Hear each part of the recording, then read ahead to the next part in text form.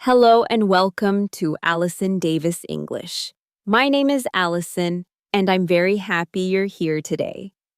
The goal of this video is to help you practice your English listening. If you want, you can also practice shadowing with me. That means you listen first, and then you repeat after me. You can pause the video after each sentence and try to copy my voice, my rhythm, and my intonation. Today's story is about how to talk about yourself in English in a simple, clear, and natural way. Many English learners feel nervous when someone asks, "Can you tell me about yourself?" Maybe you think, "What should I say first? How can I sound confident and natural? What topics are important? How can I keep the conversation going?" If you want to learn a step-by-step way to introduce yourself with confidence and make great first impressions in English, just listen to this story and shadow with me. Are you ready? Let's go. My name is Allison, and today I want to share everything you need to know about talking about yourself in English. Many people feel scared or confused when they need to introduce themselves, but it doesn't have to be difficult. I will use my own life as an example to show you exactly how to do it. By the end of this story, you will know how to talk about your background, your interests, your work, or studies, your goals, and dreams, in a way that feels natural and confident. When someone asks you to tell them about yourself, always start with the most basic information. This creates a foundation for the conversation and helps the other person understand who you are. The essential details include your name, where you are from, your age, if it feels appropriate, what you do for work or study. Let me show you how I introduce myself. Hi, my name is Allison. I'm from the United States, from a rainy but beautiful city called Seattle. I'm in my early 30s, and I work as an online English teacher and content creator. I help English learners build real confidence through simple stories and daily practice.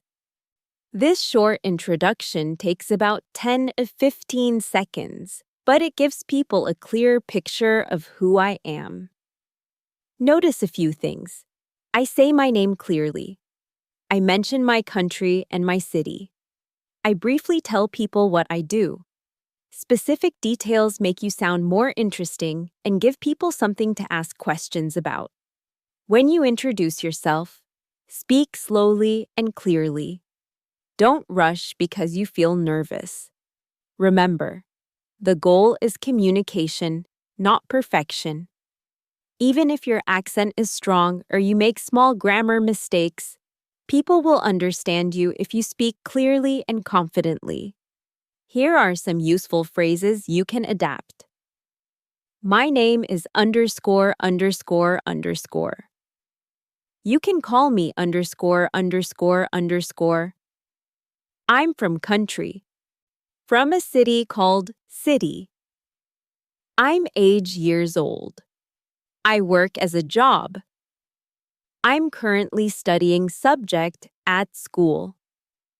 Practice these basic facts about yourself until they feel natural. You should be able to introduce yourself without thinking too hard about the words. This foundation will give you confidence for longer conversations. After the basics, people often want to know more about your background. This includes information about your family, where you grew up, and what your childhood was like. Sharing these details helps people understand your personality and creates connection. Let me tell you a bit about my background. I grew up in a small suburb just outside Seattle. My family is not very big, but we are very close. I have one younger brother who works in the tech industry, and my parents are both retired now. My father used to work as an engineer, and my mother was an elementary school teacher. Because of them, our home was always full of books, notebooks, and little projects on the kitchen table. We lived in a cozy house with a small garden. On weekends, we often had simple family routines, cooking together, watching movies, or going for walks in the park, even when it was raining. Some of my happiest memories are reading on the living room sofa while my mom graded her students' homework, helping my dad fix small things around the house, sitting at the kitchen table, doing my homework with a cup of hot chocolate.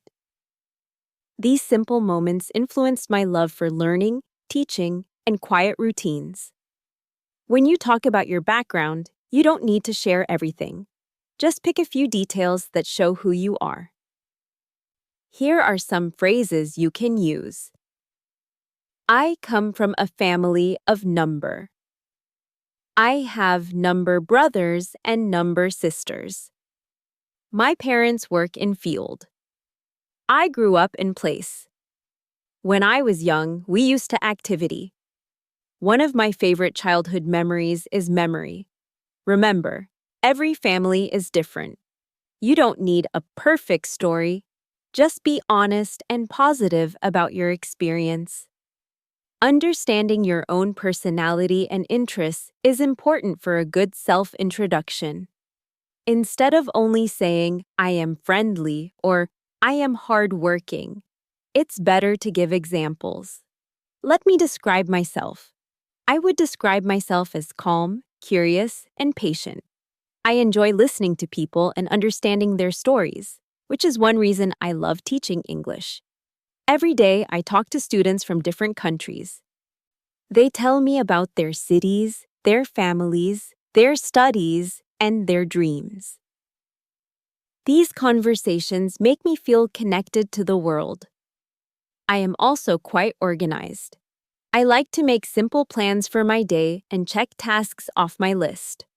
For example, when I decided to start my YouTube channel, I didn't post randomly. I spent weeks planning the types of videos I wanted to create, the level I wanted to focus on, A1, A2, and how to make each video clear, slow, and helpful. At the same time, I try to keep balance in my life.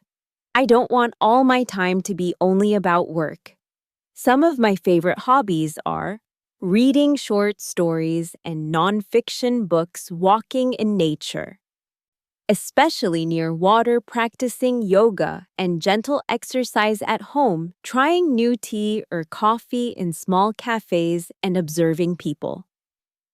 When you describe your personality and interests, try to connect them to real actions. Instead of, I am creative, say something like, I am creative, and I show this by designing my own digital notes and study planners. Instead of, I like sports, say, I play badminton twice a week with my friends, and we sometimes join small local tournaments. This makes your self-introduction more alive and memorable. Useful phrases. I would describe myself as adjective and adjective. In my free time, I enjoy activity. One hobby that is very important to me is hobby because reason. I feel most relaxed when I activity. Your education and work are important parts of your story, even if you're still a student. I studied applied linguistics and education at a university in the US. I chose this field because I was always curious about how people learn languages and why some methods feel simple and others feel stressful.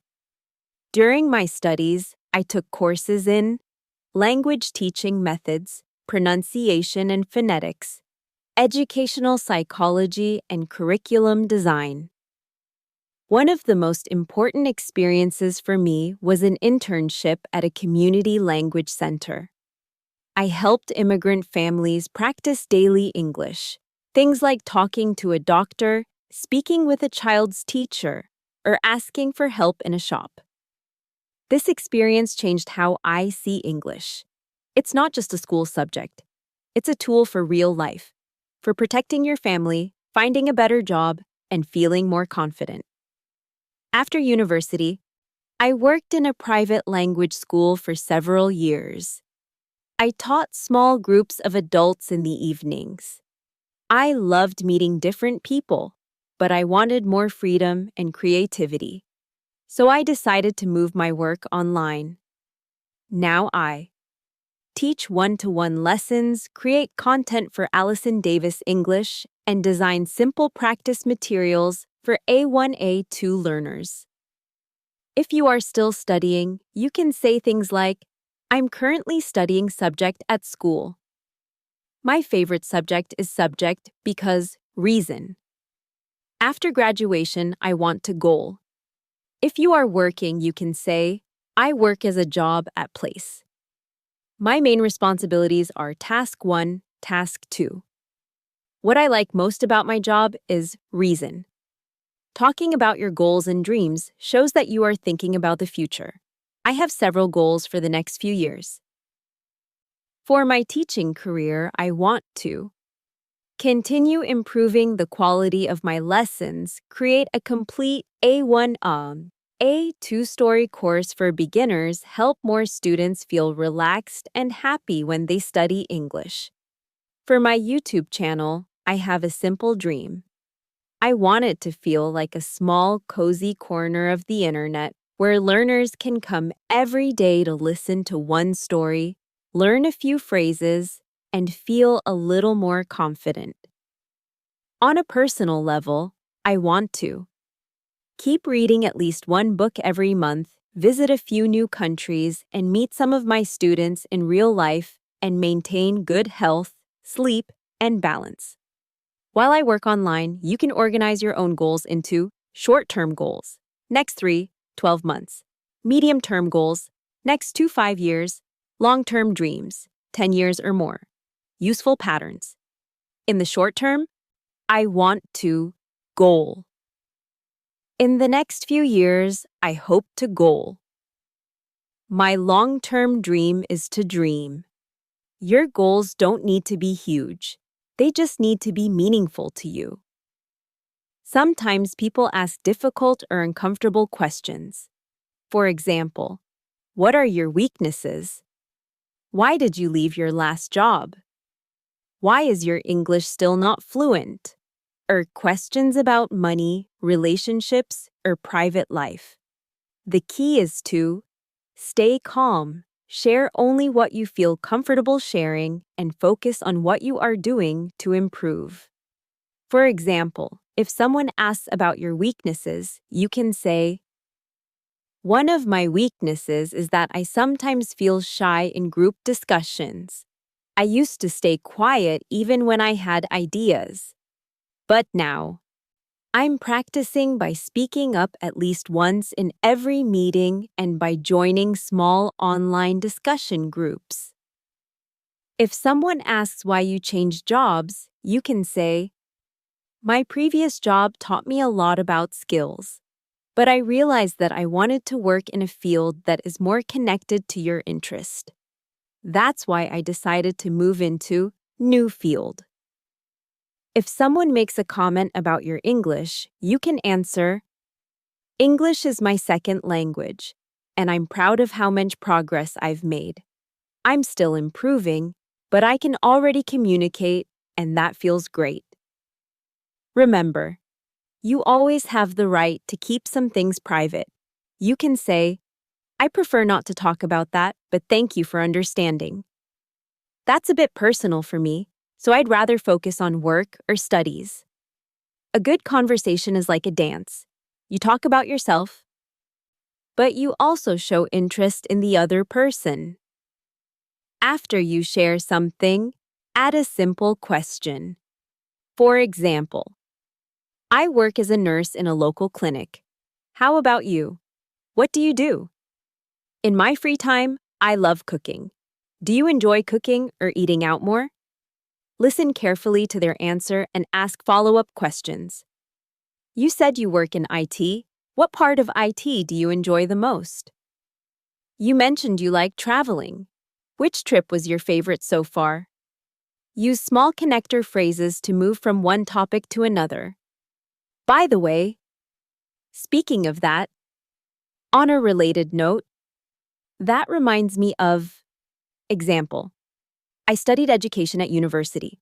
By the way, I also took some psychology classes, and they really helped me understand how people learn. Don't be afraid of short pauses. They give both people time to think. Also remember body language. Keep a gentle smile nod to show you are listening. Keep your posture open and relaxed. Even if your English is not perfect, good body language makes you appear more confident and friendly.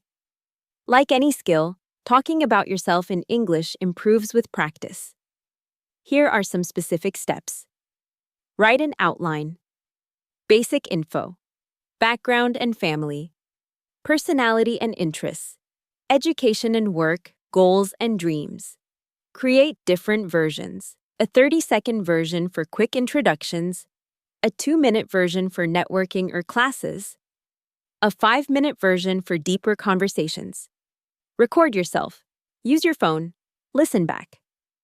Notice, are you speaking too fast? Are some words unclear? Practice shadowing.